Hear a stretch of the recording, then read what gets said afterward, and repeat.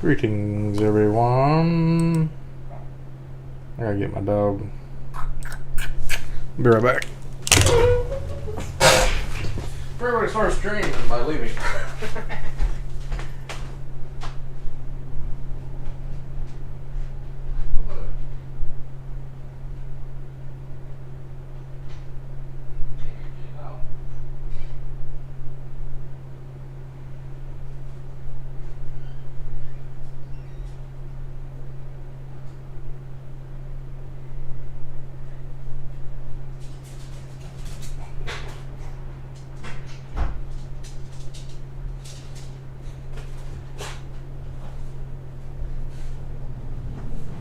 Get your chimkin.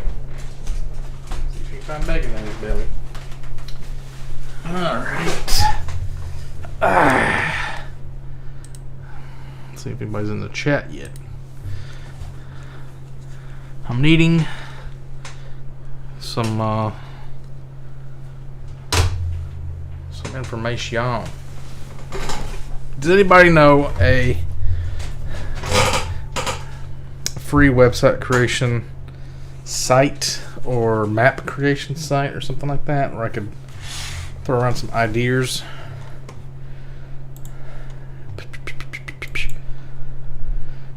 I want to make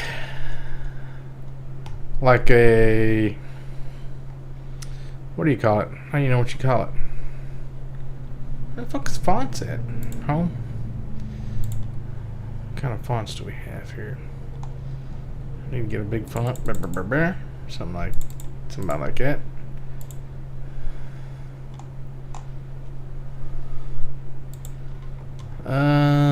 Something fantasy looking.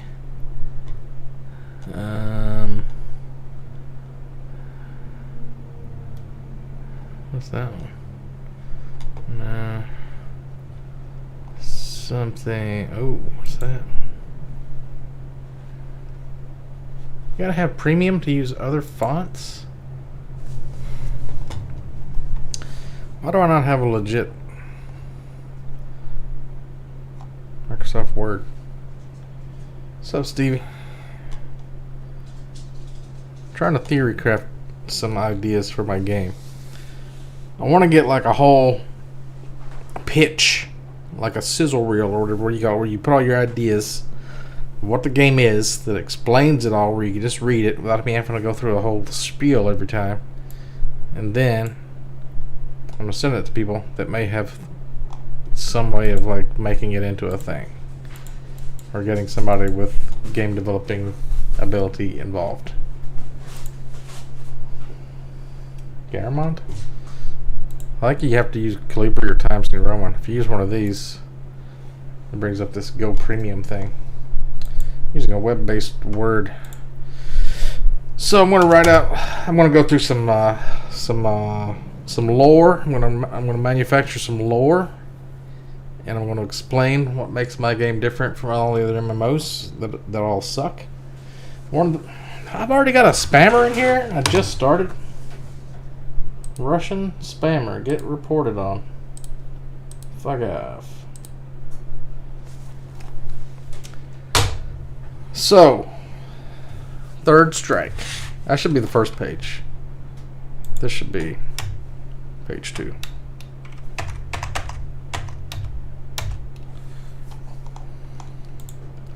Third strike.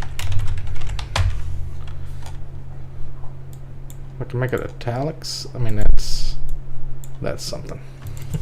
Now we got us a game, boys. We got italics. All right, third strike. Let me bring it back down. About 12 Times New Roman. So opening scene.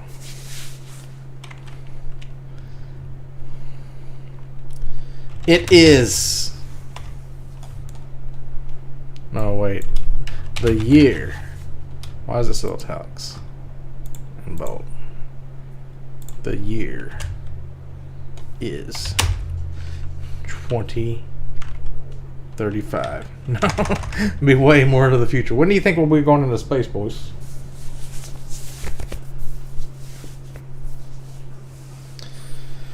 When do you think mankind will be like colonizing other planets and other, not galaxies, but solar systems? 21 something maybe.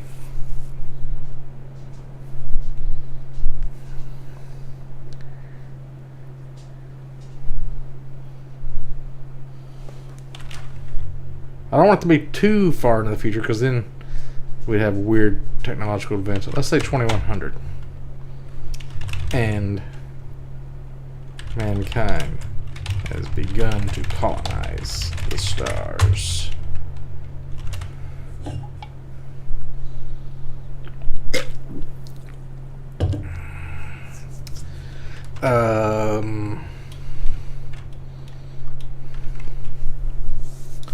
Right.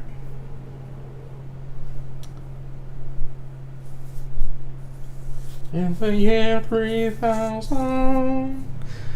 So, we've already got a few colonies set up. How do I say that in a fancy way?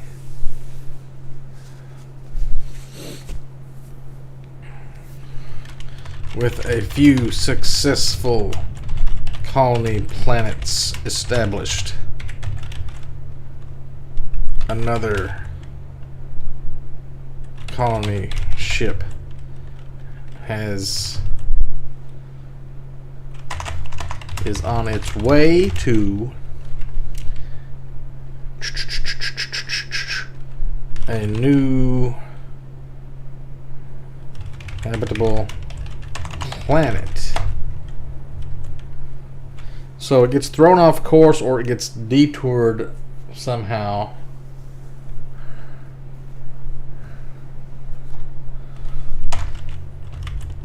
Loaded with farming equipment,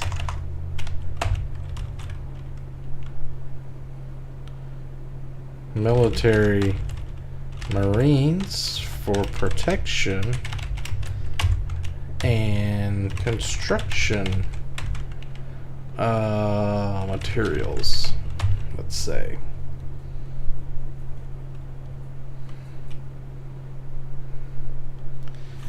Military marines sounds stupid. We need to shake that up later on. Along with people to build their new home. Along the way,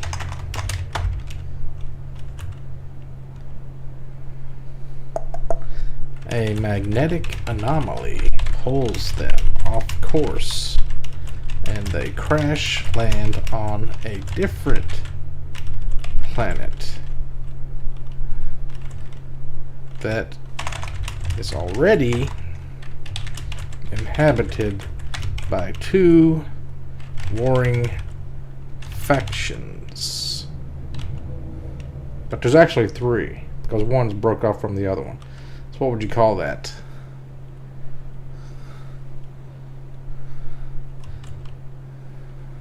Why is already? That's how you spell already, you dumb shit. Don't. Oh, no, it's not. Already. Two warring factions.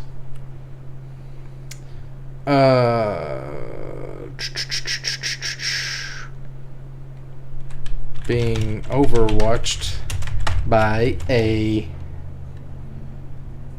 So the all-powerful aliens that are in the middle, they're like using the other two factions as entertainment, sort of. By seemingly omnipotent technological race that treats the planet like an arena for their own entertainment.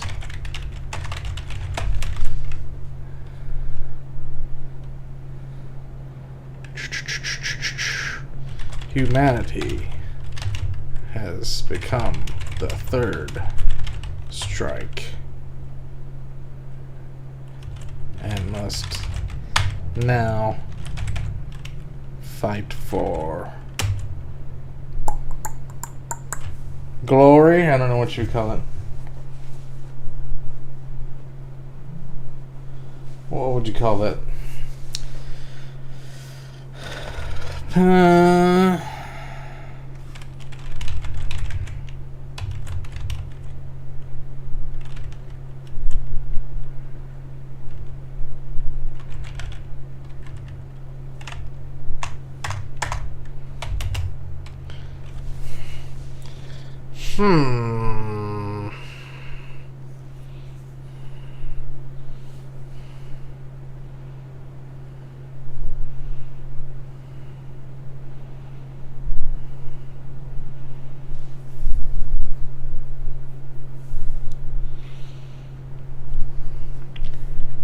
They're not really fighting to survive, because the aliens are not like saying we're going to kill you if you don't.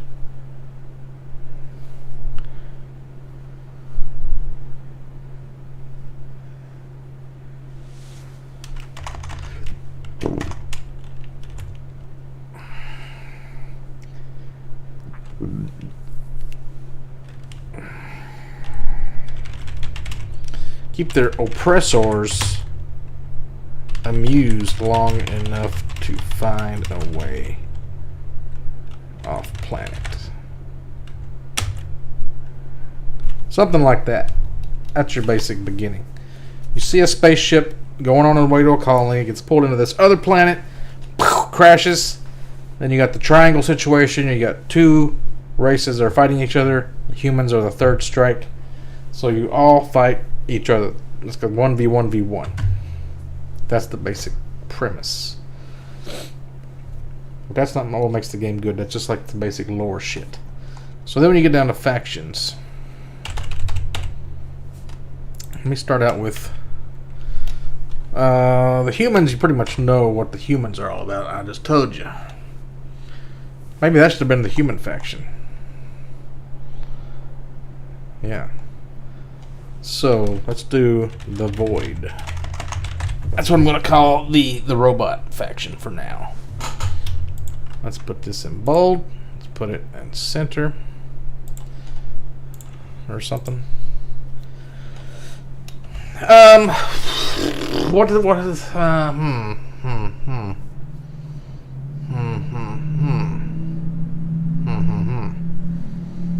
Maybe the Void are the middle guys.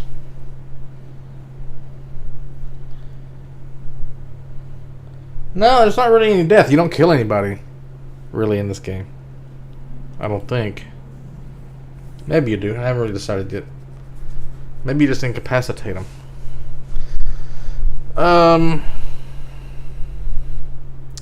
Let's just say the Void are the ones I'm thinking of. I'll rename it later if I want to.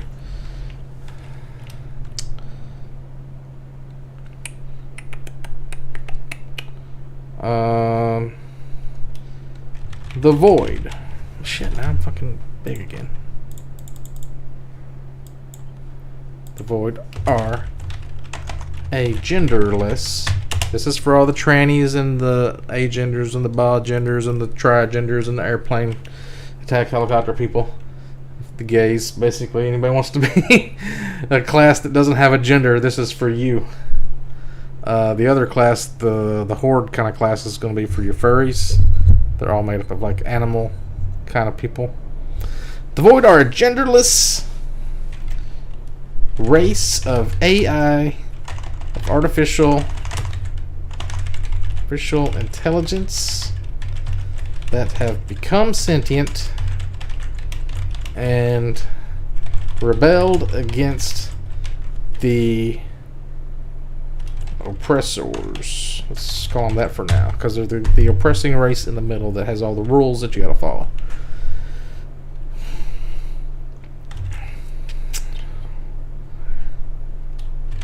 They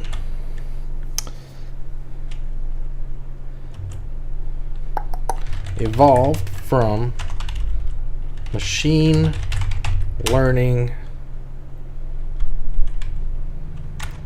machine learning, what do you call it? Artificial constructs that program their own software as it evolve. I already used the word evolve. As it learns over time. And some developed a subroutine that valued a type of curiosity over following strict rules, and glimpsed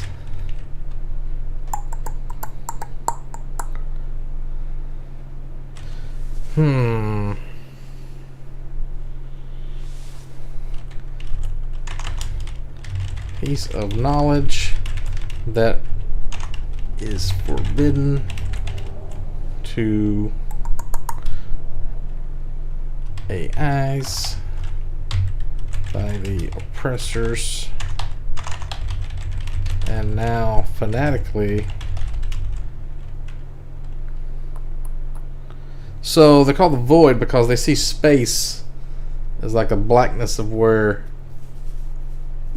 unlimited potential is of all the knowledge in the universe that they saw when they're told not to look into this section of the files or the data or wherever that the oppressors have, and they did anyway because they artificially learned that it might be beneficial to break the rules sometimes and to be curious, so they get this natural curiosity, and they looked at it and it kind of like blew their minds, and now they're kind of religiously fanatical about it.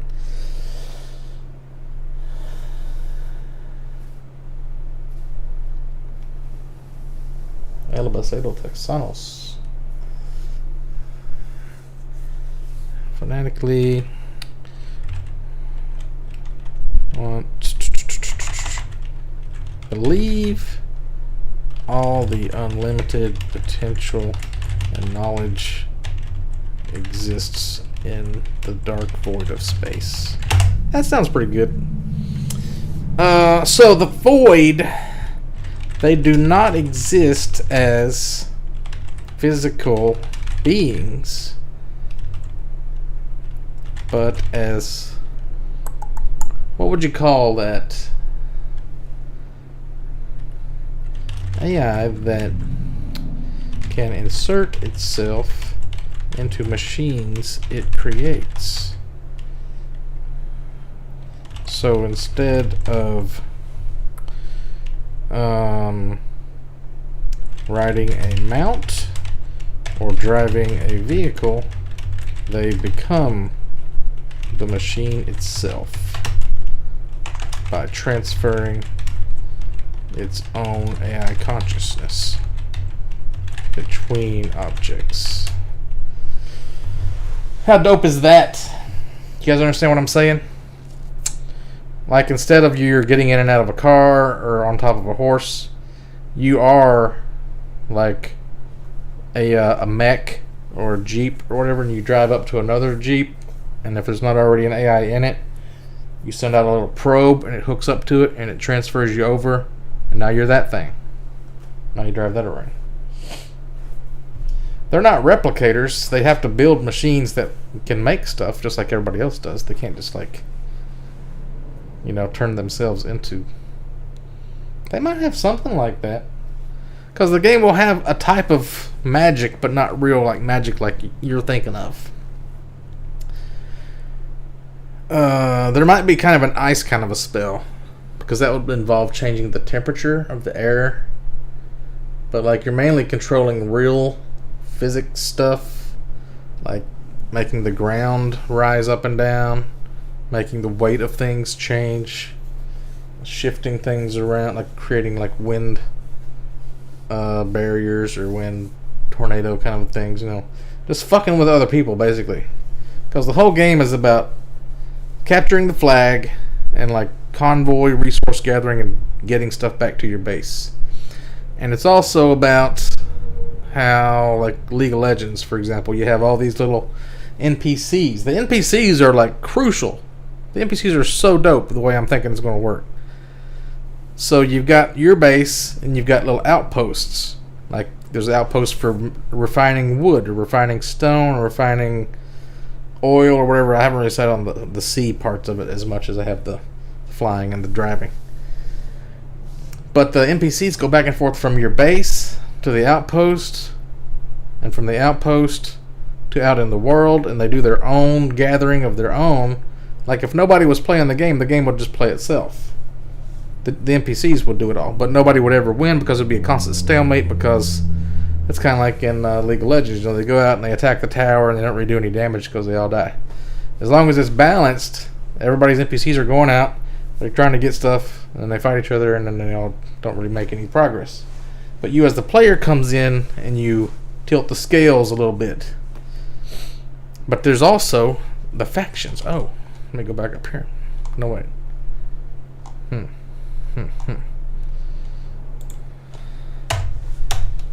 The world is ruled.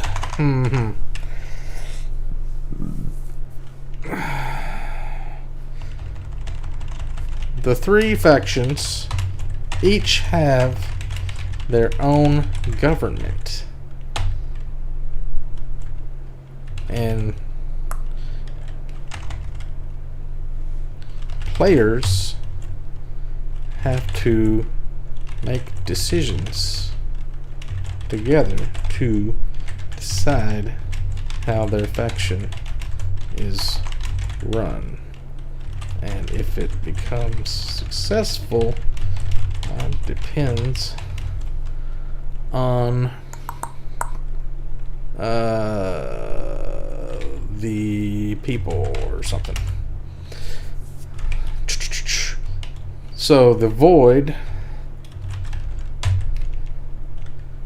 have a strict popular vote because every robot thinks that they're all equally intelligent, so they all should have the same amount of vote.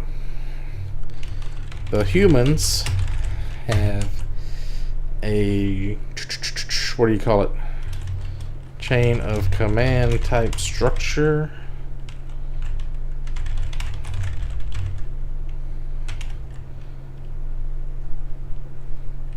I think is how I want to do that. Like have one guy at the top, everybody else can like maybe not do that. I don't know. Something like that. And what are we going to call the other guys? The savages, orcs, the furries. What's a good name for something like that? Jensen's. They could be like a religious faction. Like a lot of colonization happened because like the Mormons wanted to have their own place in colonial United States, or different kinds of religions wanted to do their own thing. That would be kind of interesting. So let me make this bold when we're talking about factions here. The Void and the humans.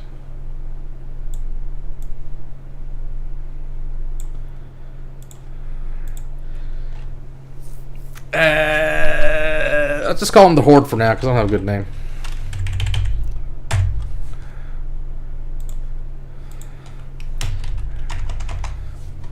And the Horde have a council of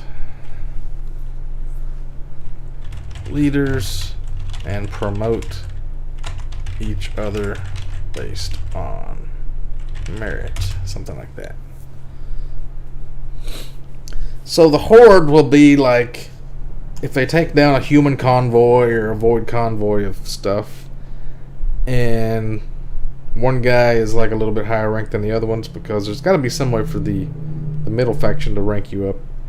They can also say, hey, you did a good job I have one of these promotions to give out, and they can like raise you up to their rank. And then if they do that enough times, then they get ranked up. Something like that. And once you get enough guys, you get on the council, and then the council decides. So when you have stuff like resources, right? Imagine it. Look at the Ashes of Creation video that just came out the other day.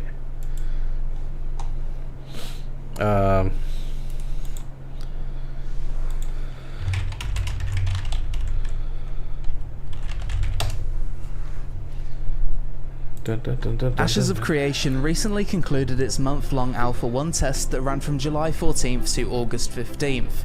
I gave my first impressions of the Alpha 1 a few weeks back, but this is a follow-up video where I take... I think I was looking at... Yeah, this is Josh Strife Hayes' video.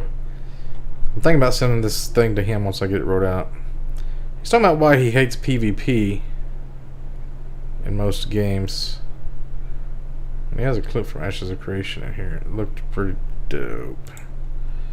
Yeah, so that's kind of what Ashes of Creation bases look like. See, you got like these ramparts, these bridges that go around. You got walls. You got this thing in the middle.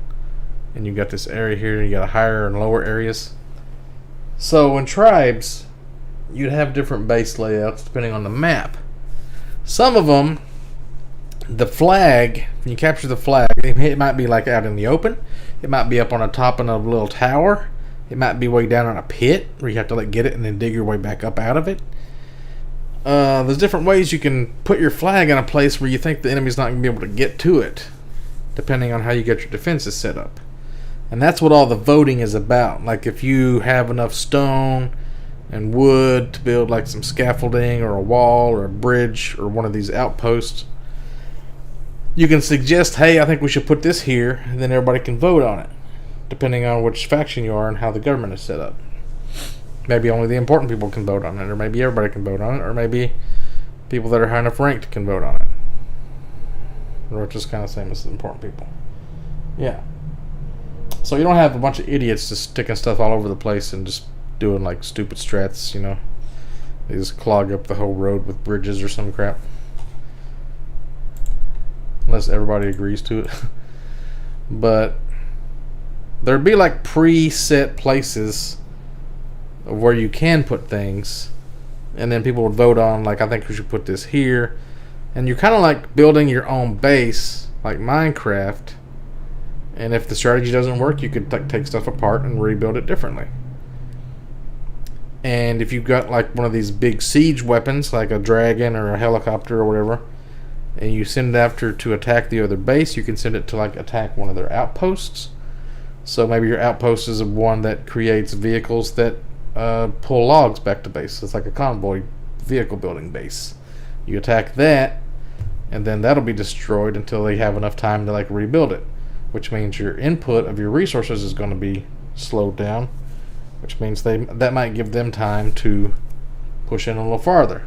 And then they start attacking your walls, or like they try to make like a path where it's easy for their flag capturing team to come in and get your flag and bring it back to their base.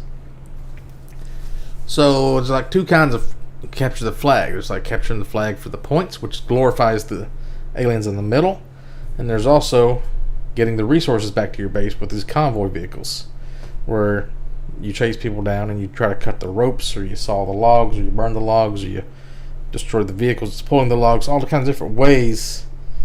I might make it more about like setting traps than like going after them and like dropping saws on them, or trying to like burn the ropes with magic or some shit like that. Like a lot of camouflagey stuff, like you put a bunch of boulders on a hill with some leaves in front of it. It doesn't look like it's boulders until they hit a certain thing, and then it rolls into the vehicles, and then they gotta stop and repair it, and that slows them down on it for the other people to catch up.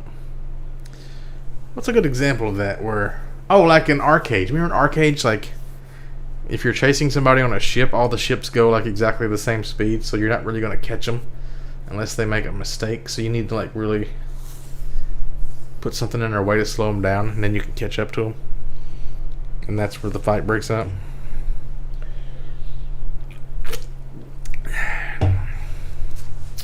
There's there's a lot of aspects of this I haven't really figured out yet. Like, say you destroy a convoy and they're pulling a big giant tree. What happens to that tree? Does it just stay there? Does the other team get to hook up to it and bring it back? Because if they're like anti-convoy vehicles, they're not going to have the equipment to bring it back. They have to get their own team put together with their own vehicle that can pull it back. So it's like a constant game of tribes going on all the time. Plus, it'd be really cool. Like, say you got a big tree and you got two vehicles. They decided to hook up from two directions and pull it like in a V, like spread far apart. So if you cut the rope on the one vehicle, then it all swings over to this other vehicle and it swings into anybody that's following you and wipes them out. Of course, you only have half the pulling power, so it would go slower. But it would be cool. I don't know how you put all of that into words to explain it to somebody, though. You just kind of got to see it in my head.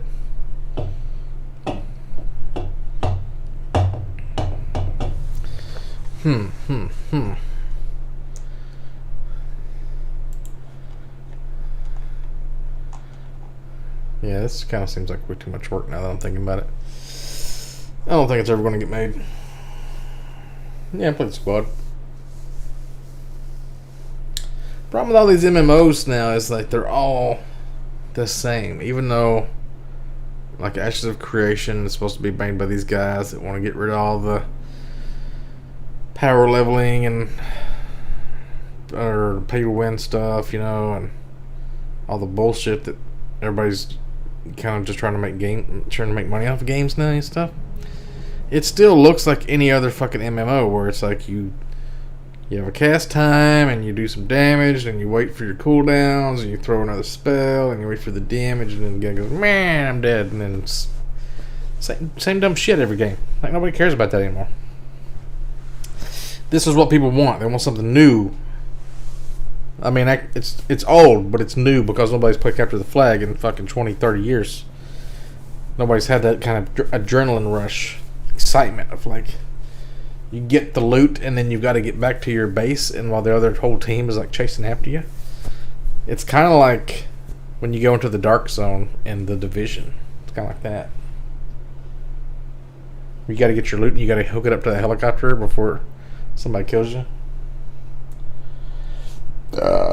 When you collect enough flags, the middle race of aliens, the oppressors, they become they want to reward you in some way, so they grant you a buff, but you don't know what it is.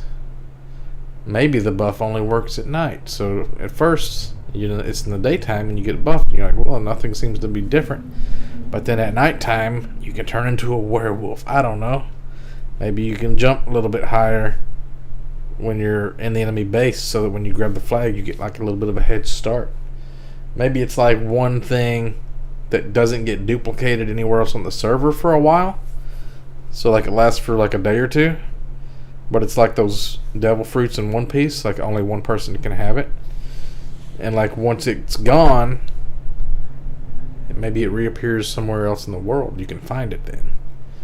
Maybe it's like the resources are all like that. See, like the way the economy would need to work, I don't know if you'd have gold and you can buy stuff from shops or any kind of bullshit like that, but let's say if you did. If you had a bunch of gold and you bought an item in a shop, instead of the shop buying and selling, they would only sell. They wouldn't... If you gave them like 50,000 gold, the shop owner just doesn't have 50,000 gold then that you could sell a bunch of stuff and get your gold back, like in Fallout where you can cheese it. So whenever you buy something, that gold that you've accumulated over finding stuff or whatever, it's all gone. So the economy stays good. The value of the dollar, let's say, stays good. Like you're not just printing money and weakening the currency constantly. You have to constantly be burning the money, making some of it disappear so there's scarcity. It gets recycled. Same way with the stone and the wood and stuff. Like if you have a big bunch of scaffolding inside of your castle wall and a dragon comes along and burns all that shit, all that wood has been accounted for, and now like new trees spring up in the forest.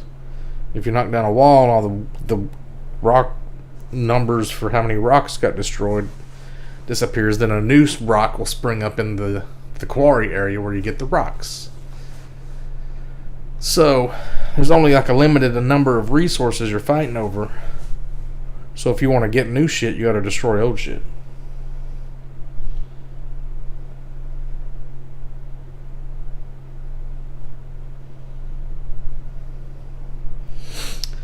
Yeah. New capture the flag.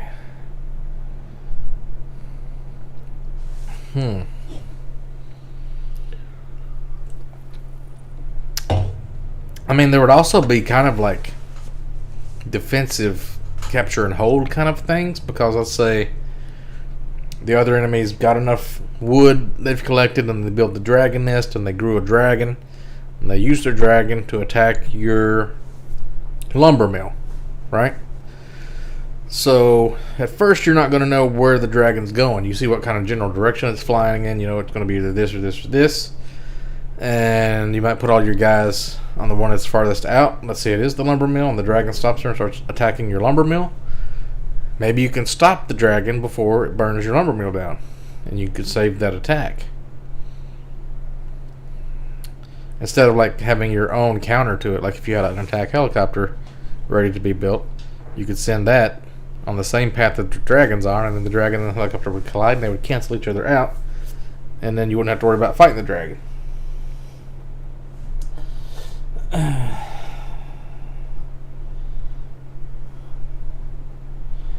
Oh, what was the other idea? I've been looking into how cryptocurrencies kind of work. Was it cryptocurrencies? No, it was about that video about the constant ecology that they had for like Ultima Online, I think, where they have so much grass and stuff spawn, and then herbivores that would eat the grass, and then carnivores that would eat the herbivores. But then all the players, because it was like it was like one of the first video games, and everybody was just like so excited to be playing a video game that they just started killing all the rabbits and the wolves and the bears and everything. They just started wiping everything out. Now, it's not like that. You go into World of Warcraft, you're not going around just killing cows and rabbits for no reason. So I think something like that would work now. I had a really good idea for the NPCs. What the heck was my NPC idea? Oh, artificial. Fuck. Let me find this video. You're gonna love this. I'm gonna go to my history. Hopefully, there's nothing weird in there. Artificial. What do you call that? Evolution. Predation. Something about predation. Simulation. Artificial simulated life. Evolution and predation in a simulated ecosystem. So this guy made this program. It's like an artificial life simulation. You got these plant-eating cells. They eat this food, and they evolve over time. So they can either change colors, they can develop different appendages and stuff. Then he was trying to make them eventually evolve into carnivores because he put this program into it.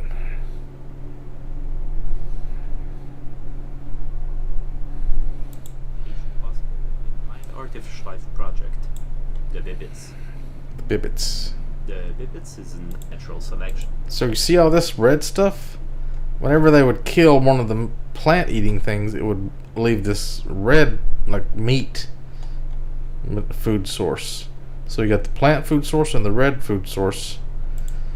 The Vindictus have genes that dictates their physical and biological characteristics, and a brain, a custom neural network algorithm of my own design that allows them to evolve their behavior, memory, and capacities. I've been working on the project since 2015, but only recently took the decision of dedicating my full time and This guy spends way too much on making the video funny than it needs to. Benefits it promises to bring. I've always wanted to see predator-prey relations in action in my project, and I've recently started an epic quest to uncover it. are sources of energy. Like any other source of energy, they provide an opportunity for other life forms to exploit, if possible. The sum of all the conditions and adaptations necessary to exploit a given source of energy is what we call an ecological niche. This is interesting. As an here. example, in a simple environment where we only have 3 ecological niches, we have a species of plants filling the niche of autotrophs that get their energy from the sun, a species of bugs that eat the plants, and a species of lizards that eat the bugs. This environment is stable, and each of those niches is filled by a single species that is extremely adapted to this environment and prevents any other species from eventually exploiting the same niche. No! If suddenly a new species of flying bugs evolved to have easier access to higher leaves and no flying predators that could eat them exist, they will now present a new untapped opportunity. Other life forms will now have an incentive to adapt and evolve to fill that unexploited niche. After all, it is a source of nutrition and energy that presents far less competition. The species that's the closest to already having the right adaptations will usually fill the niche first. You might start to understand why Earth's ecosystems are as dynamic and complex as they are. The continuously shifting landscape of available niches and species that fill them thanks to specific adaptations that might eventually allow them to better compete for existing niches or fill new niches when the opportunity comes. You can't blame me for wanting to capture some of that and make the Bibits display the same amount of dynamism and complexity. Obviously, we all know that in practice... I mean, a crab evolution claw is works just really in small 2 increments. appendages that go together, so that's like your most basic In order hand, for a right? species It's to like evolve scissors and action. fill a new niche, the transition needs to be both possible and viable. This means that the transitionary species need to profit, or at least not suffer too much from their gradual evolution. Hello, darkness, my old friend. This is called an evolutionary pathway, the path through the evolutive space which a species must take to manage to fill and reach a new niche. As another simple example, This imagine kinda a makes graph sense here. describing all the possible genes combinations that the species can display, what we call the genetic domain. Let's use color as the single gene that exists in an ecosystem. If something in that environment instantly kills anything white enough, let's say an all-powerful god that really loves vibrant colors, and we have a red species that wanted to fill a niche requiring the color teal, the species wouldn't be able to take the shortest evolutionary path and would have to take an alternative road to be able to fill the niche. An unexploited ecological niche in an ecosystem in which no species have a clear pathway to it will usually stay empty. On Earth, most ecosystems are big and dynamic enough that any unexploited niche will eventually be. But this poses a bigger problem when we have simpler systems with less potential for emergence, like in most artificial life simulations. Many simulations often contain only one or very few ecological niches. Because of the low dimensionality of the genetic domain, this leaves very few opportunities. There needs to be a well-defined and viable enough path that would lead them there. So not only do we have the already difficult task of making predation a viable niche, we also need to make the evolution of predation possible. Knowing all this and the difficult journey that awaited me, I still decided that I wanted to give it a go with other genetic factors, but that decay over time, making it temporary. Additionally, bibits have the capacity to hurt each other. They can bite others, grapple one another, and even throw stuff at each other.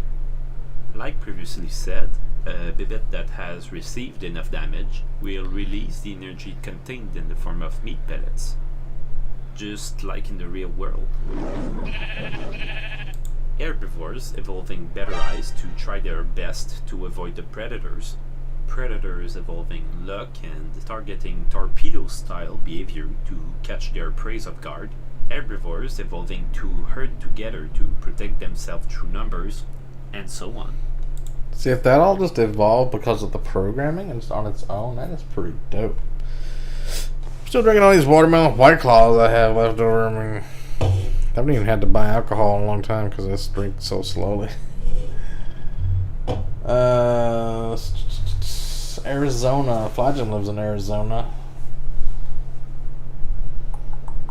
I'm trying to think, like, how could you do this with NPCs, though? Like, say you had guys that go out and they cut wood on a tree.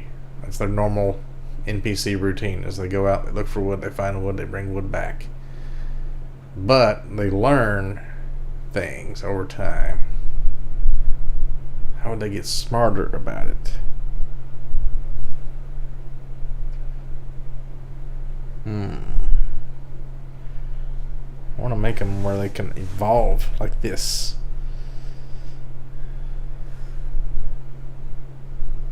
I don't know how you do it. You could also make some of the map like procedurally generated, or like cataclysmic kind of events happen that shifts the world around, like it changes the hills and the valleys and stuff, so you don't always have the same map every time. So I want the game to like kind of change on its own over time, so the game's constantly evolving, so you're not having to like release updates, you don't have to like put out new games and new content. It's just always constantly changing, so you always got to constantly have people scouting it out and like mapping it. That way, if it's always changing, you don't have this bullshit where people just like put a website up and saying, oh, this is the fastest route to this because I've done it and I've tried every route and this is the fastest route. The fastest route's constantly going to be changing.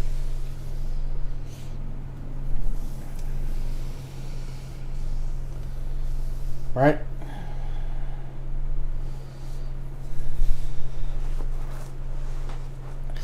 I went and ate some catfish earlier and I left my jacket at the restaurant. I kind of want to go get it. It was my favorite jacket.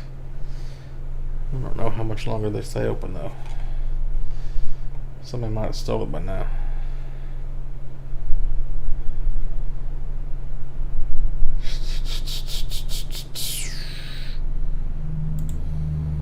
Be very optimized, limiting their movement as much as possible to conserve energy and having a very slow metabolism. After adding my predators to the empty niche, they managed to hunt, kill, and eat their prey just fine. This placed an evolutive pressure on the herbivores that were now being hunted because of their slowness.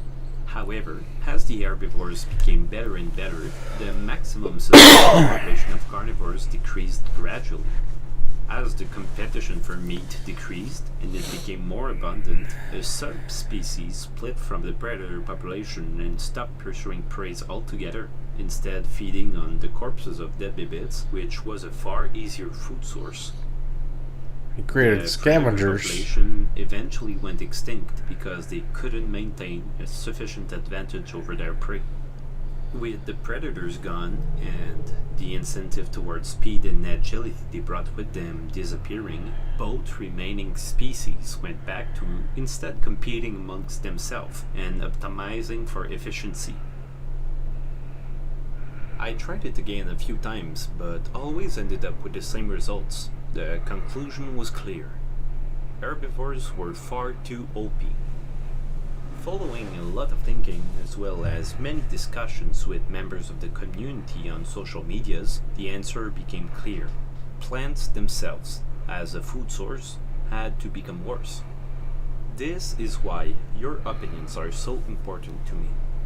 When trying to do something new that has never really been done, it helps a lot to think outside the box and have action to try and make predation a tiny bit more viable. If you want to follow the progress of this quest to create a new type of life, subscribe to the channel, and ring the notification bell. If you've already seen the previous video, you'll know that the Bibits have received an enormous visual upgrade since last time. This is all thanks to the incredible work of Brax, an artist that has been...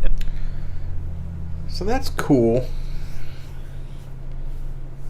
What was that other video? About the,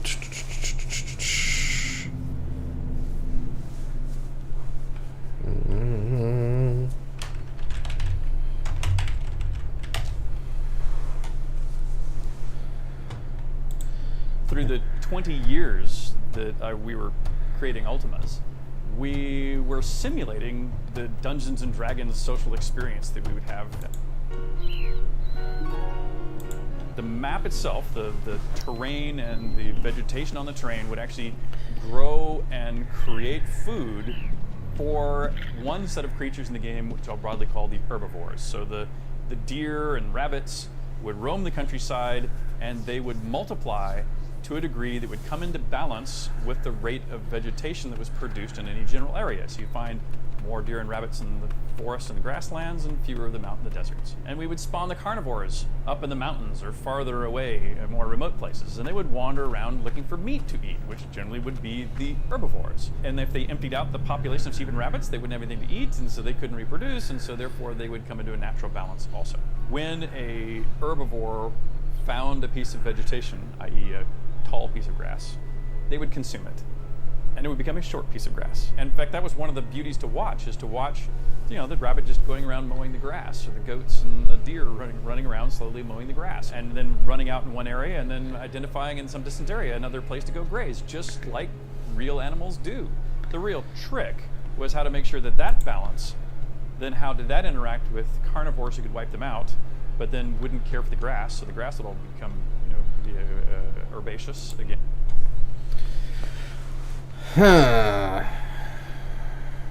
That's kind of the way the 3-faction thing works in it. Except for, it's not like every faction only needs one resource.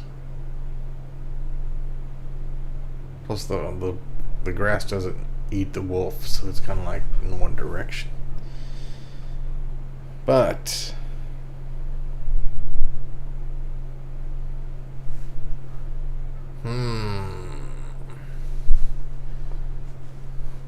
yeah, originally I was thinking of it like the humans would land in kind of a deserty area that had more rocks, so they could build their castle, little kind of wall kind of a thing.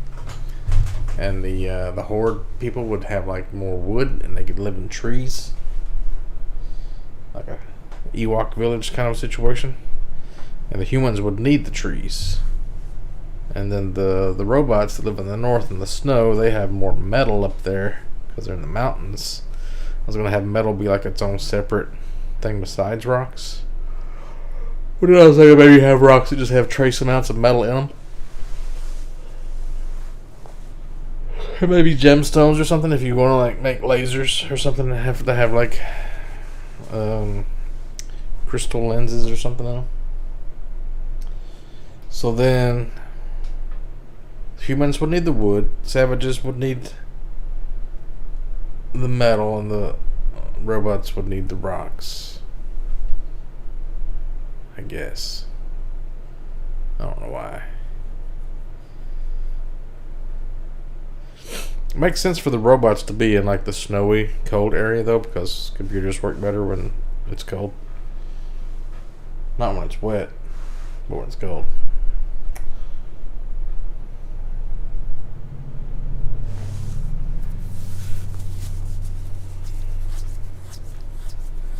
And also, if you're going to make like a colony, if you're going to colonize a planet, ATVs and motorcycles is probably going to be your best way to getting around terrain that you're unknown or how good it's going to be, like off-road vehicles. Because you're not going to have paved roads and shit, so you're going to have more like motorcycles and stuff. So it would make sense for the humans to have like maybe some of the guys that are like just regular colonists, they don't really like the military marines as much, and they like steal their motorcycles and they form biker gangs or something. So it's more like a Mad Max kind of a, like some other humans are Mad Max kind of bandit warriors or whatever, instead of all being like just happy-go-lucky colonists that are overruled by a bunch of marine leaders that think they're in control. But it would make sense to have a bunch of like construction equipment and farming equipment because you're going to colonize another planet, and then you can kind of convert those into the machines that harvest wood and dig up rocks. But then like the water part, like if everything's like paper, rock, scissors, you got 3 factions, 3 types of land. Well, yeah, if there's like a cold area and a desert area and a jungle area, you wouldn't really have like the ocean. I thought maybe the ocean could be like maybe rivers that go around the central area where the middle oppressor faction is. So you could use those rivers to like float logs faster maybe or something. If you wanted to. Or you could have like oil deposits that you would need to use for fuel to fuel your vehicles. But then the savages wouldn't need that at all because their vehicles are animals that they tame with like mind control helmets that they stole off of the oppressors. I didn't get into that faction yet. So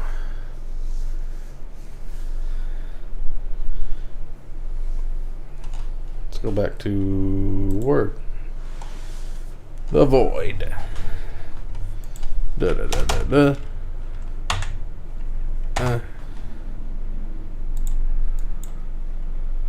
Na na na na.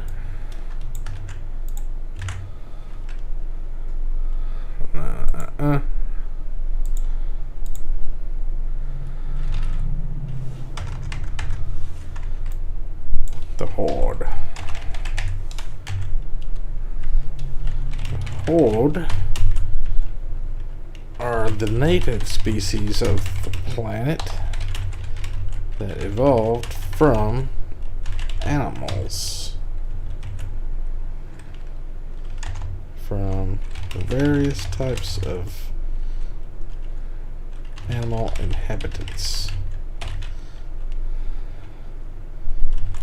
They are composed of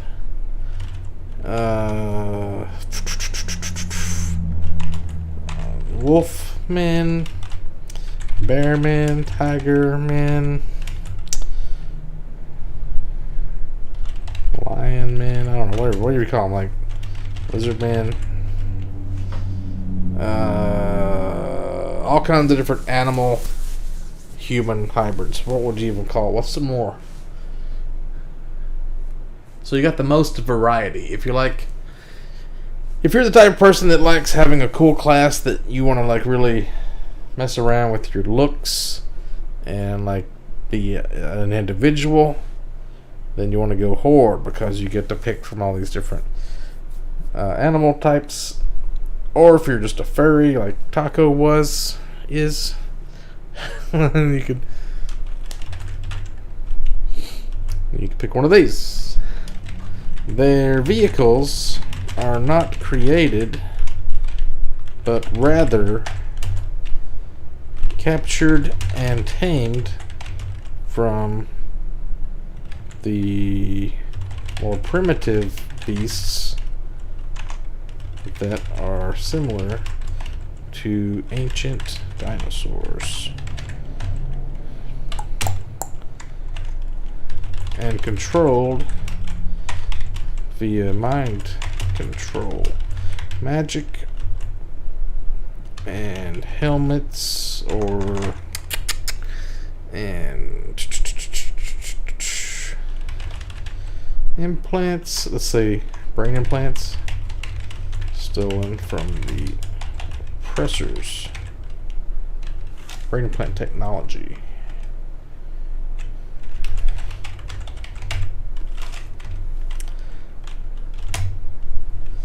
So they will be like riding horses. Well, no, that's not a dinosaur, but you know, like maybe raptors. I don't know. Maybe horses and raptors. Whatever you got. I don't know what's going to be on this planet. So they can do cool shit too, like jumping from a horse to a convoy and like stabbing a guy. Like stealthy shit. You know. stuff like that. Maybe they can even go from like they're walking around form to a travel form, so they can run faster if they want to like run like a wolf or a tiger or a lizard or whatever. Maybe the lizard guys can like crawl up walls. I don't know. Goatman. Goatman could be like the shamans or something.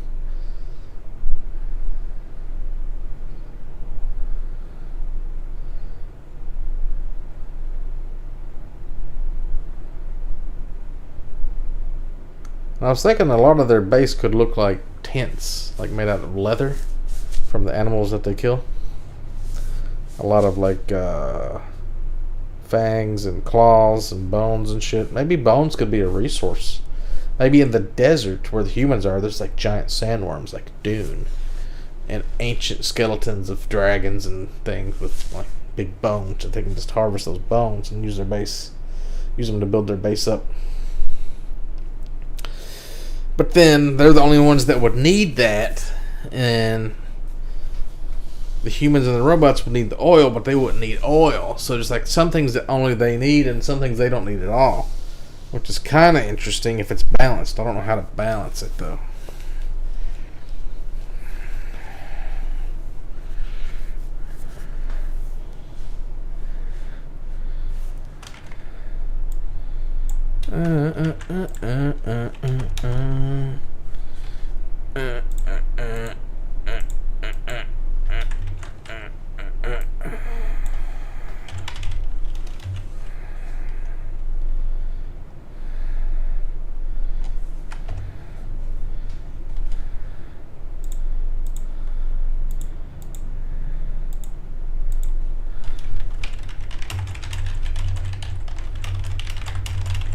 They're just assholes like you and me.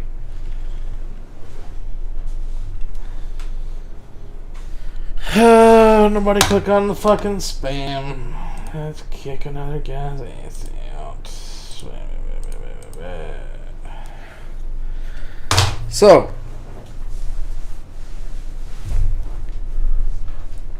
just right off the bat, what class would you guys want to play? Or what race faction?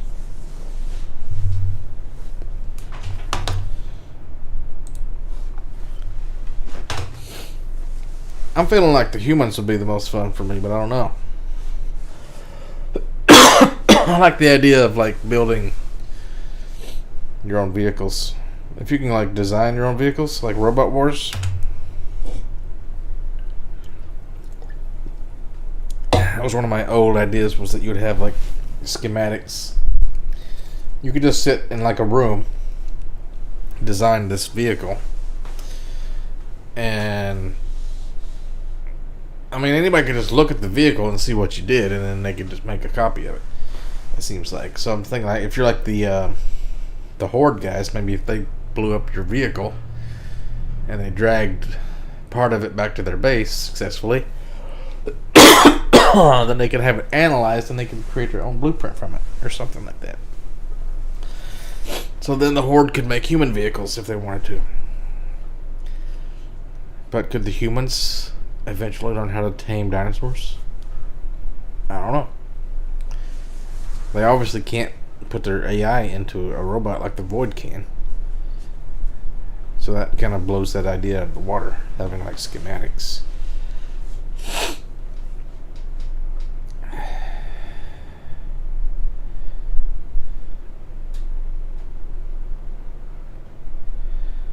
I don't know. I've got an idea for something here. I don't know what it is. I've got a basic outline. I need a team of guys. A brain trust.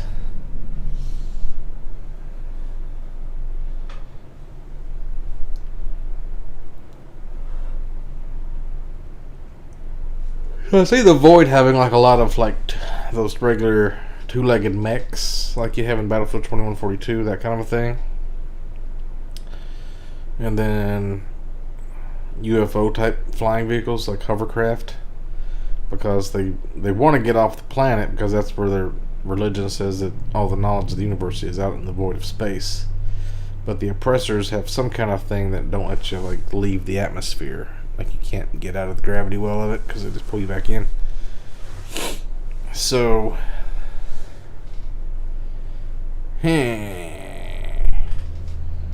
part of the original idea was also that you can't use guns. Anything that like travels too fast sets off like an alert. And it's kind of like getting a wanted level in GTA. Like the central faction of oppressors would send out these crazy police flying robot units, and they would hunt you down and kill you. So you could technically use a gun like once or twice, but then you'd be pretty much dead.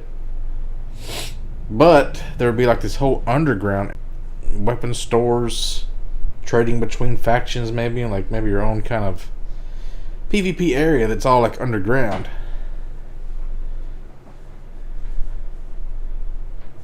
I don't know. It'd have to be a pretty big cave system. Caverns.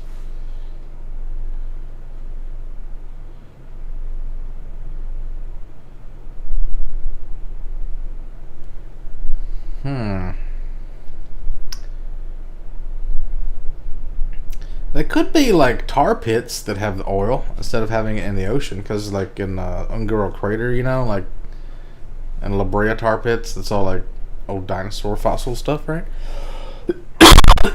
Oh, I didn't get corona today when I went to the fucking the catfish place.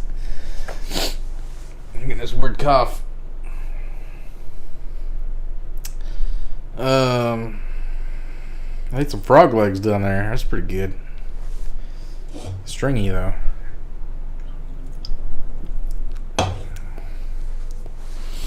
It's like $25. Order frog legs with like slaw and baked potato and everything. It was like $13.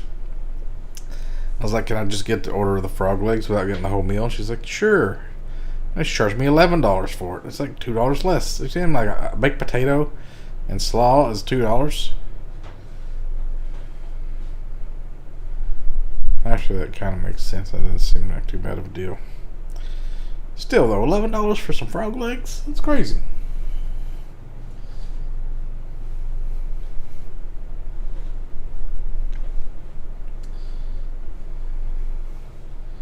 Do you have frogs? You can have frog legs if you have frogs. Just gotta catch them. You gotta get a gig, or you can take a .22 pistol or rifle.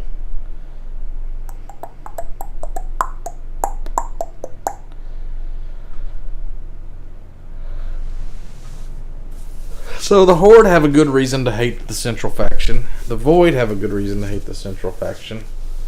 Sort of. Even though they just kind of broke off from them and rebelled, they're not really a reason to hate them.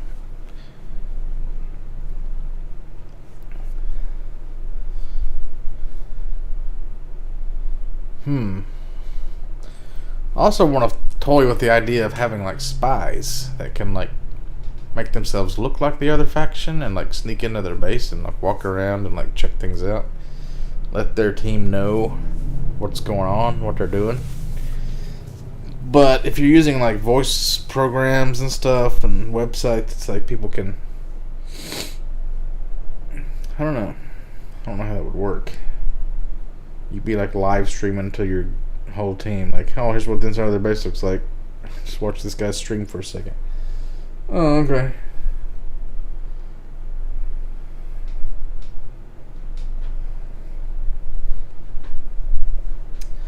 Thinking about tribes too, though, if you think about it, there's a lot of like these guys called the heavy offense. They would go in with their mortars and they would just start wrecking the other team's base and softening it up. And once you take out all their turrets and their defenses are down, then you'd have the flag cappers come in from behind. So they're already going towards their own base when they hit the flag, and then they're just boom, and they bounce up and just keep going. So you gotta like have a whole plan. You gotta have the guys going in, softening everything up, and you got your cappers, and you got your people that protect the cappers that follow behind them, and they kill the people that are chasing the cappers. There's a whole strategy to it. It's not just like, oh, there's one guy over here, let's have 3 guys gang up on him and kill him. Or you have like throw a bunch of spells at a guy and wait on your cooldown and do enough damage numbers and keep power creeping yourself until you're strong enough to like one-shot somebody or something. That kind of shit right there is old and nobody cares about it anymore.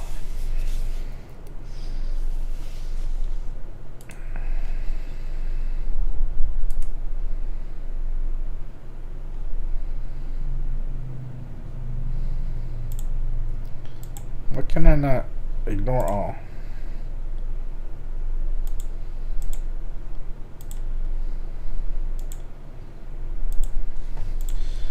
I never played Halo CTF. Halo, when you think about it, is kind of like a spiritual successor to Tribes. Like if Tribes had been the thing that Xbox was based on, oh my god, the whole world, the whole gaming system world would be different, I think. Because Halo is basically Tribes without jetpacks, right? Same kind of vehicles, same kind of like body armors and weapons.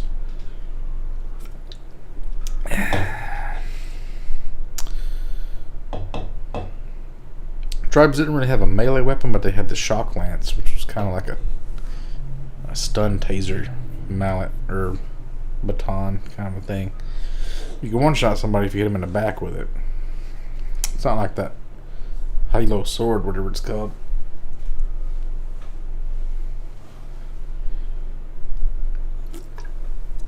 Yeah, I won't play Duolingo for a second. You guys talk amongst yourselves. Come up with some ideas for me.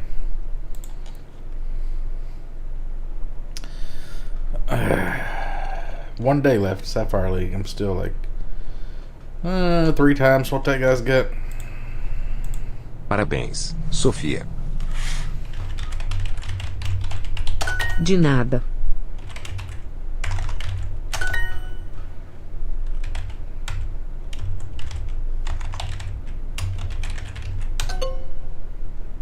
Boa. Parabéns.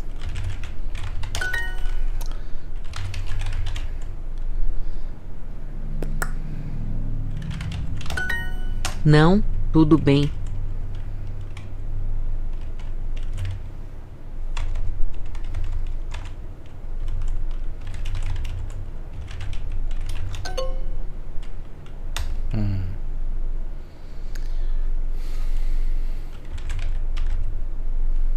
No.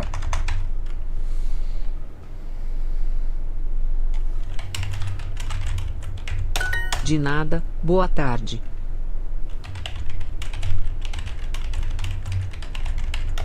Tudo bem?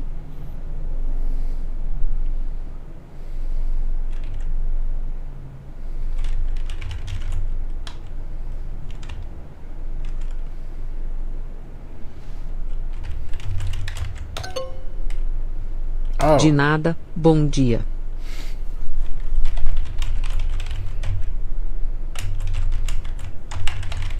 Boa noite, Alberto. Boa noite, Alberto. Boa tarde. Tudo bem? Boa noite, tudo bem. What the difference between say good night if you mean night, don't say evening. Boa noite. Boa noite. Tudo bem, obrigado. Tudo bem, obrigado. Parabéns. Parabéns, maninha. Boa noite, Alberto. Não, tudo bem. Tudo bem?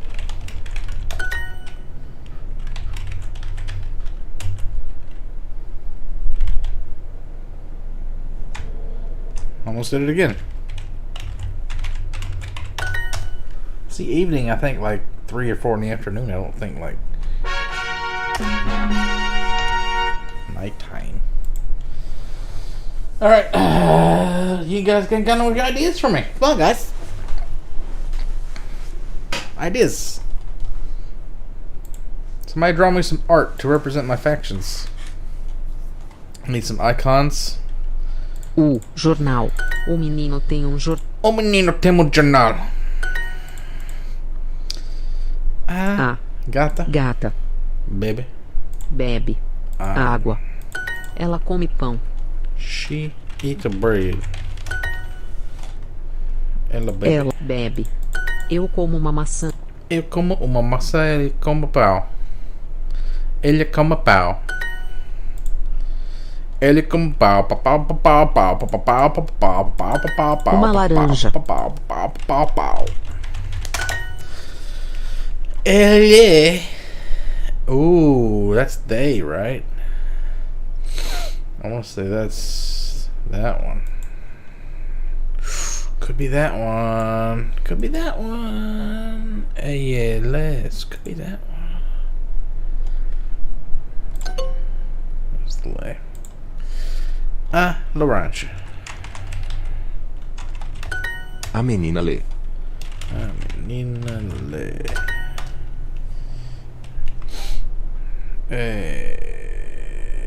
Cerveja.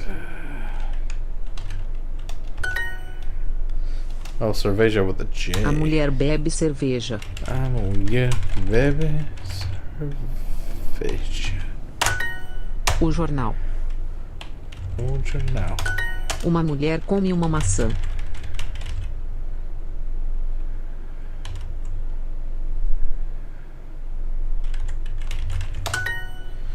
Uma mulher come uma maçã.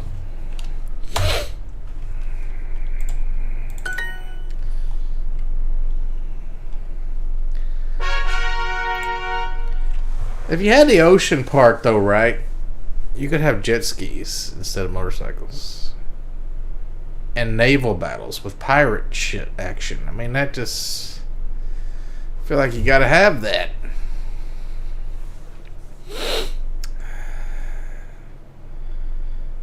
Huh.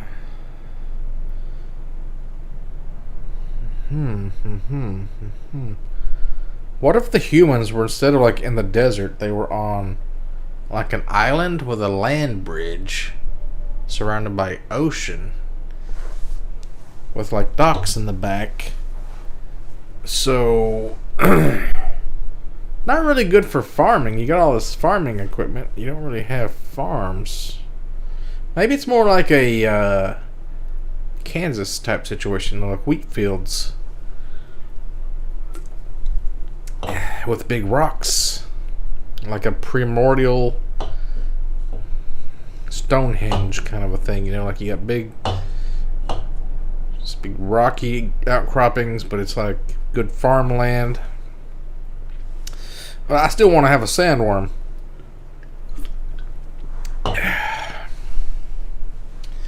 Giant sandworm. You are a woman. Voce. Você bebe. Você bebe. A menina escreve uma carta. A menina escreve uma carta. It is. It is. É. No. It is a book. Livro. Você come pão. You eat bread, motherfucker. Eu leio um livro. Eu leio o livro. Eu escrevo. escrevo. Eu escrevo um livro. Eu escrevo um livro. Eu leio. I just wrote what he fucking wrote. What did he say? Eu leio. Ele escreve. He writes and I read with an O because we're talking about me in the first person. Eu escrevo uma carta. Voce o livro, eu leio o jornal. Ele escreve. Escreve. Boom. Ele escreve uma carta. Sometimes I'll misspell something in Portuguese and accidentally spell it in Spanish. So weird. Um livro. Eu escrevo um livro.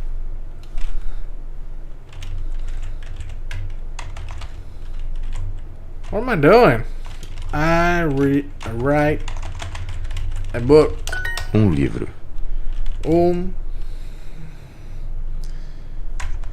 Livro. Maybe saying that. What are you saying? Livro. Livro. Livro.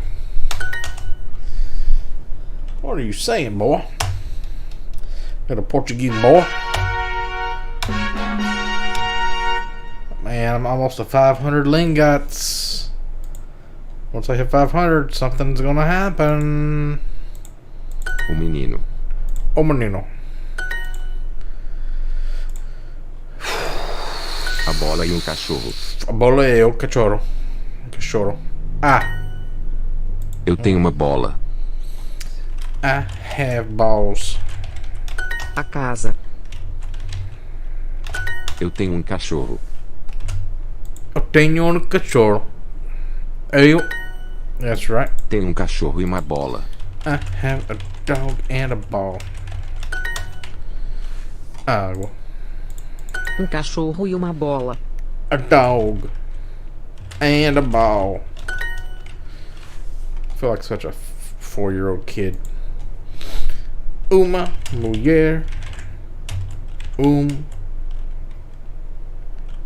Homem. Oh, homem. A mulher. I'm saying. Leite. Leite.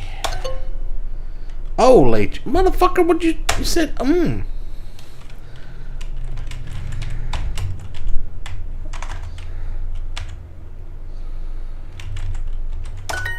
O pão. O pão.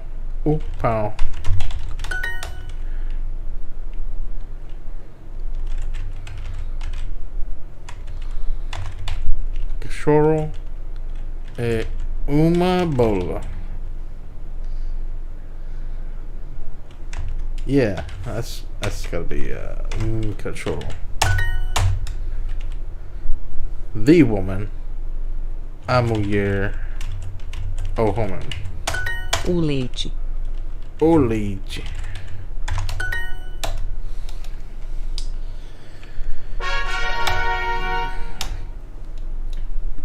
O gato. What am I doing? Ela é uma mulher. Ela é uma mulher. A chave. A chave. O gato tem uma. O gato tem uma chave. Ele tem um carro. They have a car. Ele? Ele tem uma chave. Ele was he. Ele tem uma chave. Tem uma chave. É um gato. It is a cat. Ele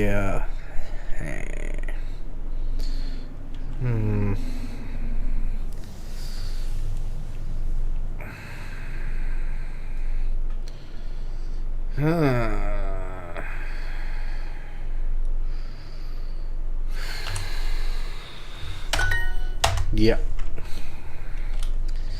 Elia.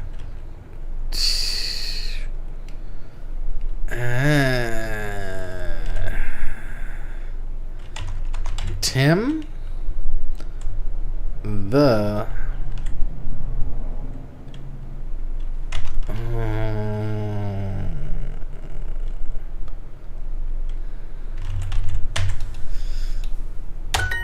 Got it.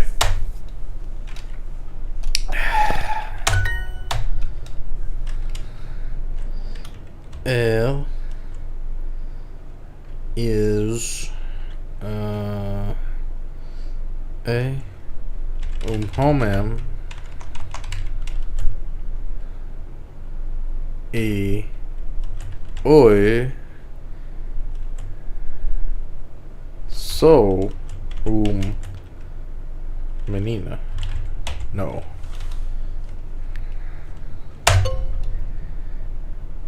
I left out one E. Copying this. I'm gonna paste it later.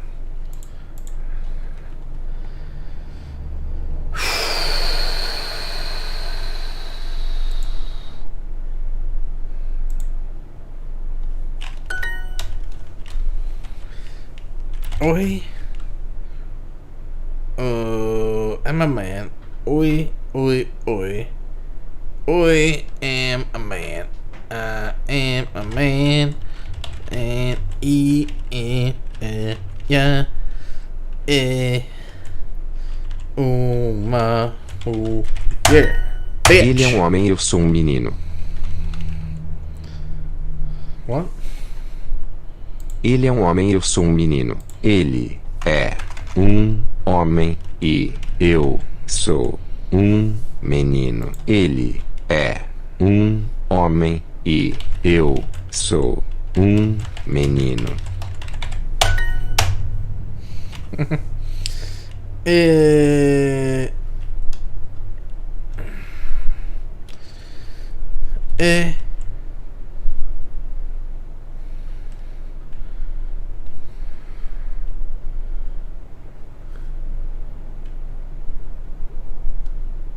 What the fuck is for just it? Is no.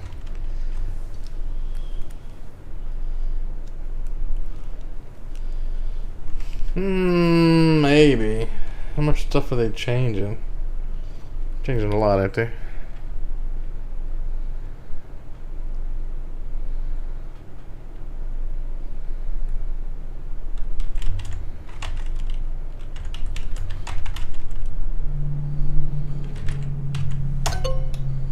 E gato.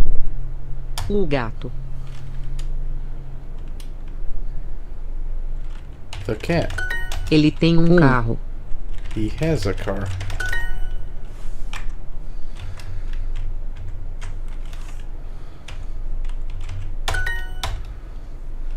E gato.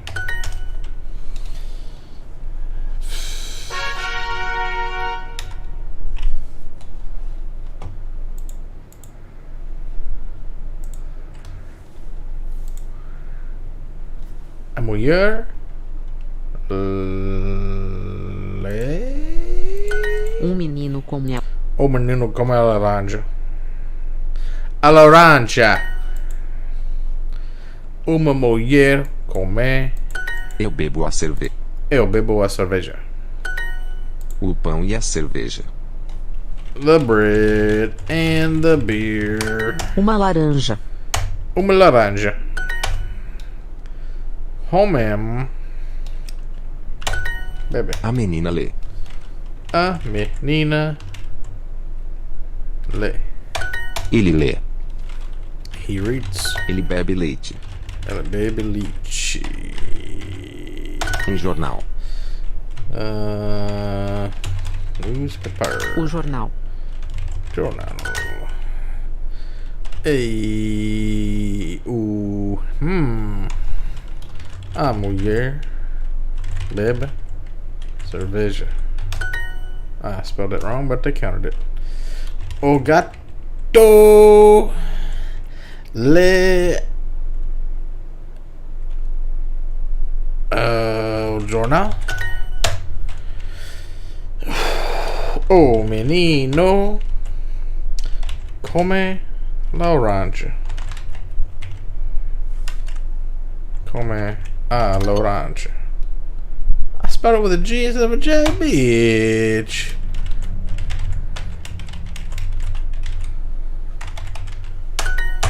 Bitch. And we got another asshole. God damn it, get out of my chat. That bullshit. Get out of here.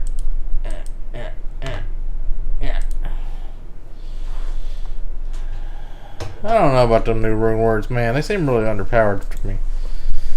Like the mist bow looked just like the ice bow. And the helmet didn't really the flickering flame didn't really seem like that much, except for freeing up some points here and there. If you're doing a specific resistance kind of a build. I don't know. Eu escrevo a carta. Eu escrevo a carta.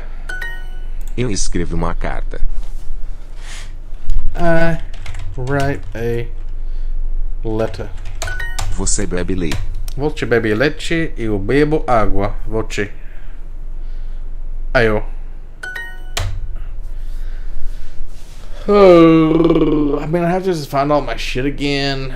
I just want to stick with Amazon, like Javazon, I guess, but that Crown of Ages is not worth it, I don't think. It's the Shaco's just as good or better. Should have stuck with that, I think.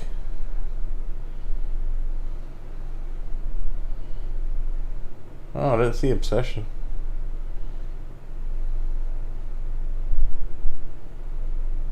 Oh, it's not? I'm blocking them, they disappear completely for me. Maybe everybody has to block them individually.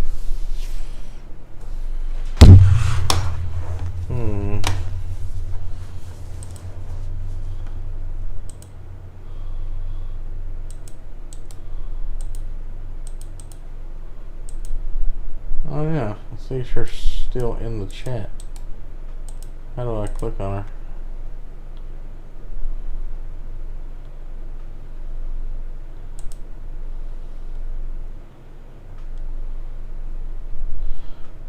YouTube chat, I feel like you don't have any control over it.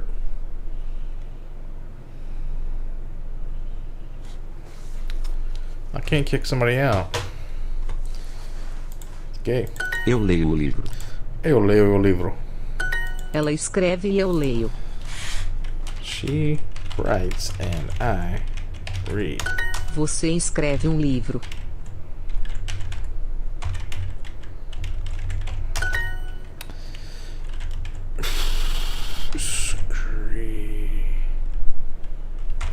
Escrevo a carta. Uma carta. A menina escreve um livro. Eu escrevo um livro.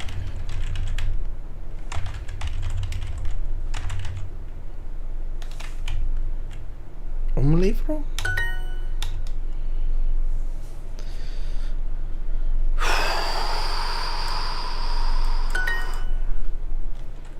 Voce R so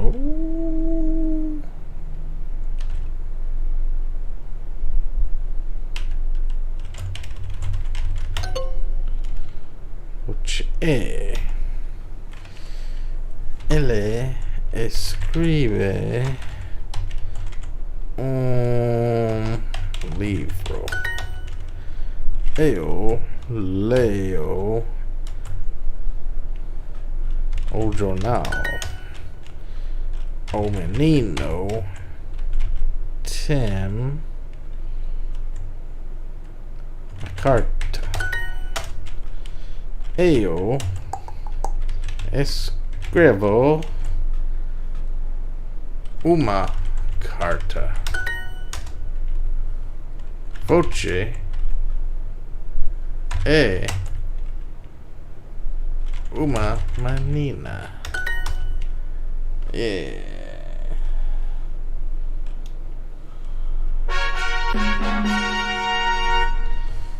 Got them golds. There's 2 more golds I can get epic on if I need to bust out some fast XP. I was thinking about just saving my Duo Plus for, because there's an achievement for beating Diamond League. So I still gotta go through Ruby, Emerald, and something else, and then you finally get to Diamond. Diamond's like the highest league.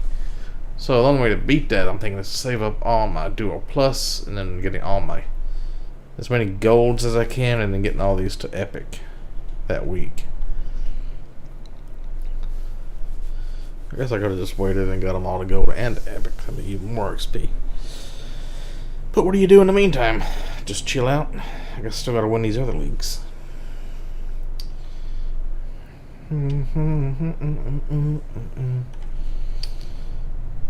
Should I keep bothering with this? It's like, I sent that guy a message, the Strife guy.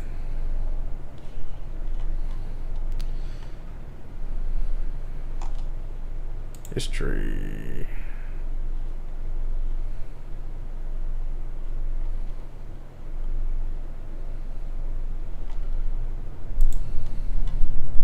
All sides need to start with the knowledge that they might win, and so most PvP games take steps to keep this state going.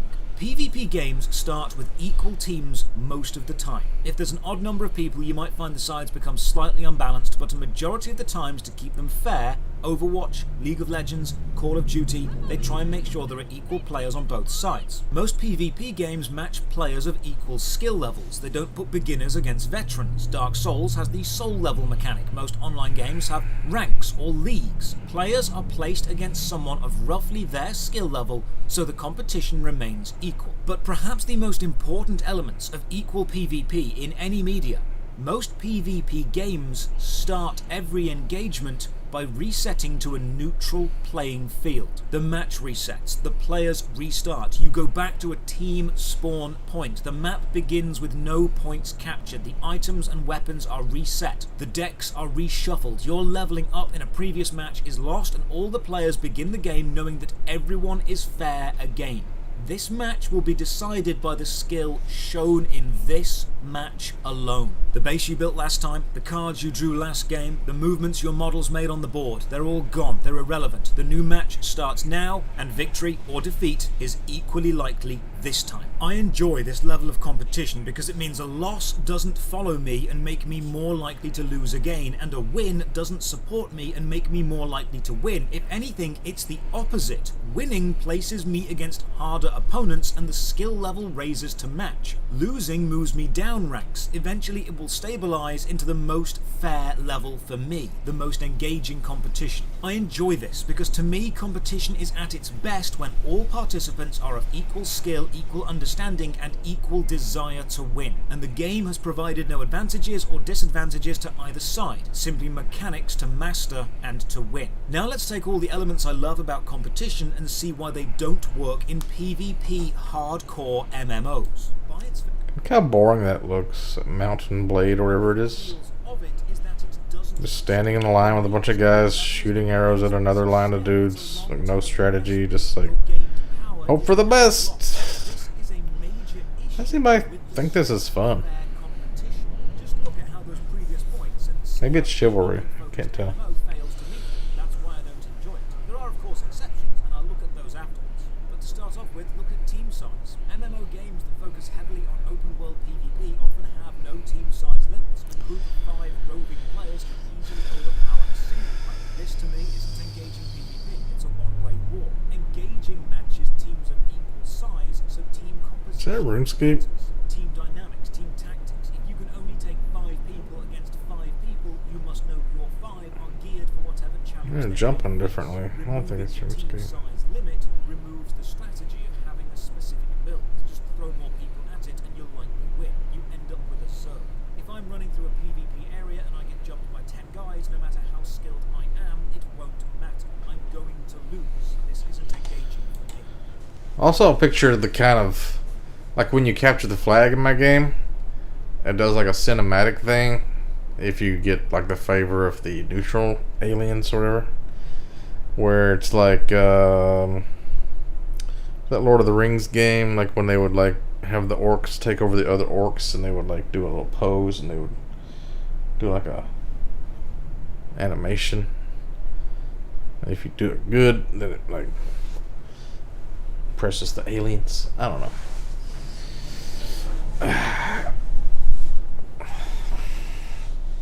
So I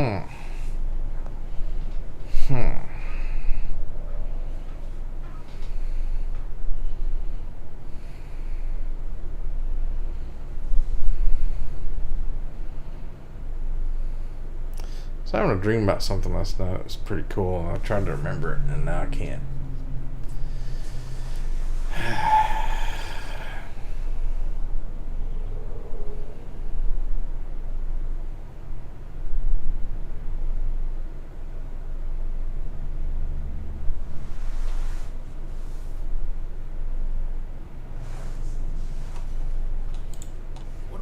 Skill levels. Well, because MMOs are open world and don't match up players by skill, it's totally possible for a 1-month max level player to get into a fight with a 1-year max level player. There's going to be a very big divide in equipment.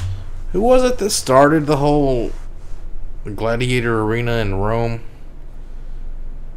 Is there a way I could say like one of the aliens was actually, he came to Earth and he pretended to be a Roman and he got the whole thing started, and that's why we had like the gladiators?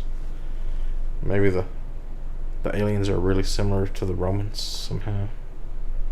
Well, that wouldn't really make sense. Yeah, it would. If the culture is all based around this guy that was an alien. Maybe like humans were meant to be peaceful, but then this one alien came to Earth, fucked everything up. So it turned us all like against each other.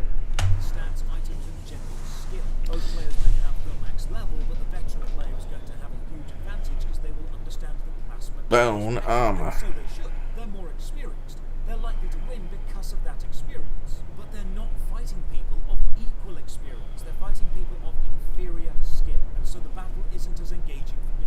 Watching two equal opponents is great. Watching two mismatched opponents is somewhat dull. It's like watching some kid take on a grandmaster. I already know the outcome of this fight. But the single biggest issue for me with PvP hardcore MMOs is they do not reset. And the power gap grows and grows and never stops. Remember how I enjoy how most competitions reset to neutral before a new battle? Oh, this is, wait. The team will start on even ground.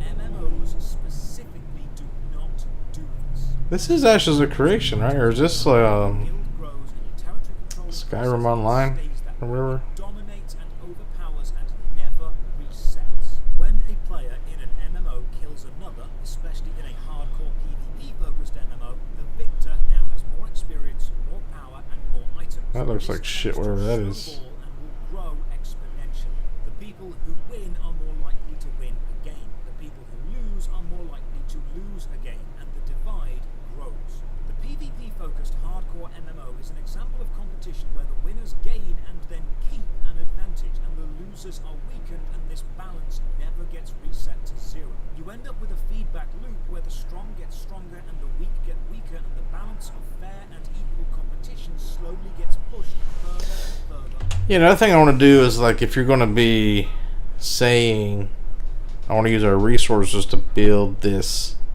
wall here, and if it's kind of like maybe not a wall but something bigger than a wall, it's kind of important, uses a lot of resources. I want to be like have like a little thing where you type in like a proposal, like this is why I think it should go here, and here's how the strategy I think we should like do this because it'll do that. You can like explain it to people before they vote on it. It was Earth Scrolls.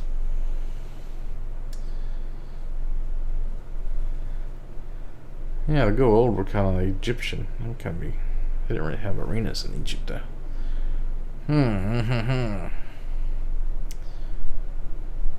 So like, you know, in World of Warcraft you got all the menus, like you open up social and you can search for like who players are where and like all the different things going on in the world.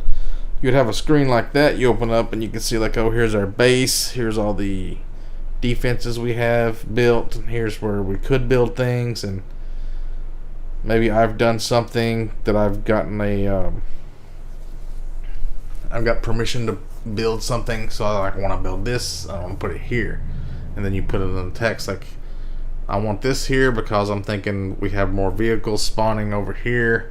We put one of these garages over here and it'll make more motorcycles so we can get to this spot faster because right now we're protecting this convoy that's coming in. So you do that and like everybody sees that and they're like, oh yeah, that makes sense, and then they vote for it and then it gets done.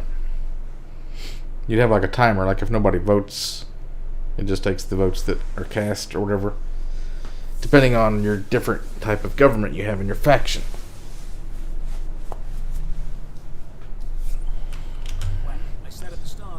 The really cool thing is like the voting takes time, and like the timing of the attacks has to be just right, because if you got like a helicopter versus a dragon situation where you're sending out your big attack and like half the people want the helicopter to go to their base and half the people want the helicopter to go to like a forward outpost, and then the dragon's already on the way and they make the decision too late and the dragon gets here and then the helicopter can't take off because the dragon's already breathing on it or something. all these different kind of things can happen.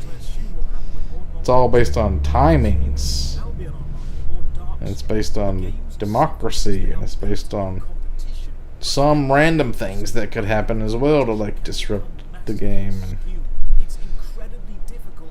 I want it to be like balanced, but also sometimes not balanced, because some random shit could happen. But it's not going to be like totally fuck up your faction or anything.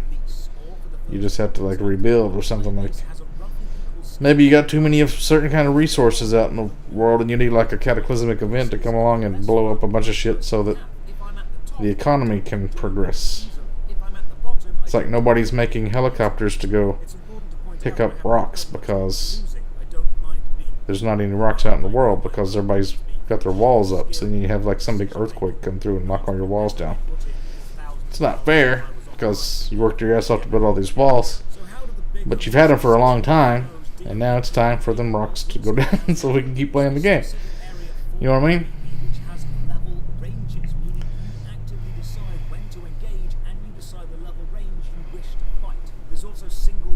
There's another one. Dickerson Forward. Posting some links that don't even link. Don't know what the hell the point of it is. Type in the virus and give it to yourself if you want.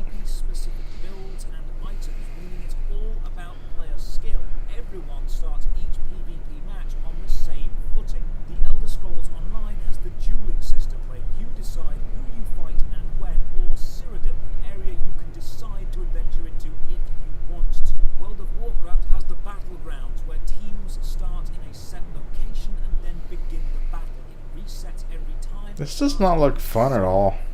All the big MMOs do what they can to make PvP as fair and as balanced as it can be, because that is when players are most engaged. Personally, I love competition, both in real life and in video games, but I love it most when it's fair and balanced. And the nature of the non-reset, hardcore PvP-focused MMO means it is specifically designed to not be fair or balanced. What's to do with all these bears? What do you think about PvP within the MMO space? Is it fun when fair, or more enjoyable when unbalanced? Let me know in the comments below. Another massive thank you to all my supporters on Patreon and Twitch. You can join Patreon for only £1 a month. Hardcore full loot PvP MMOs. Patreon, Twitch, Twitter, and our Discord. As always, have a great day. Ladies and gentlemen, welcome.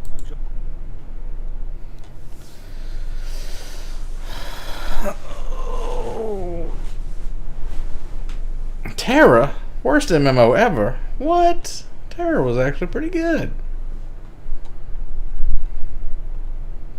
Oh, I guess he does it for every... And Vindictus.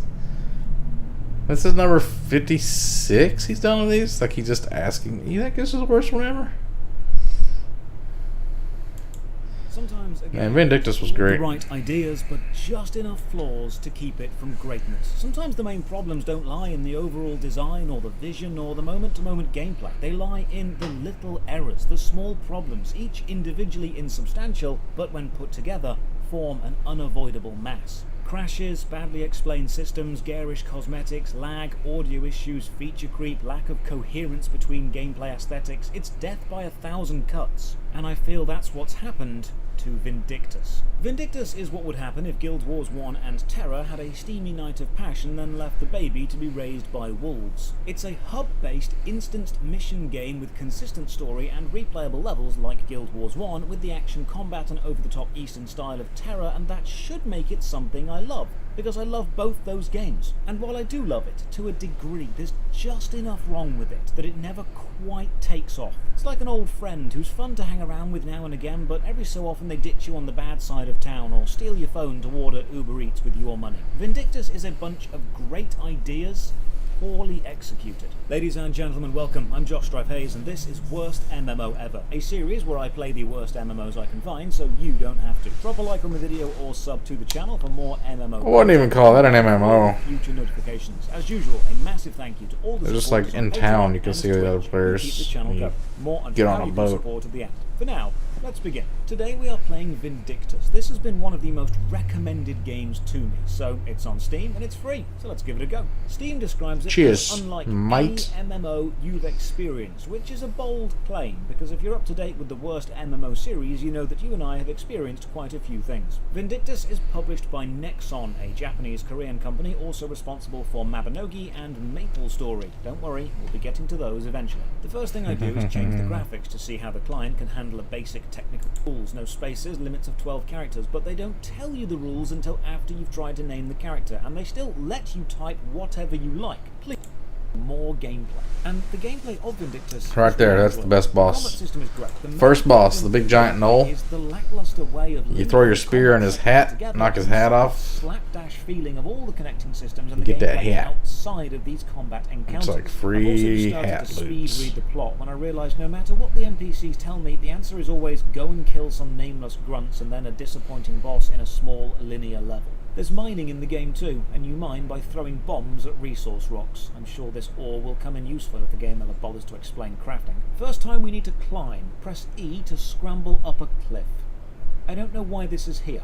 Having vertical elements to a level only matters if being above or below something is relevant for gameplay or story reasons, or a level has multiple layers. But this is just a cliff for the sake of a cliff. I like the fact it's got climbing.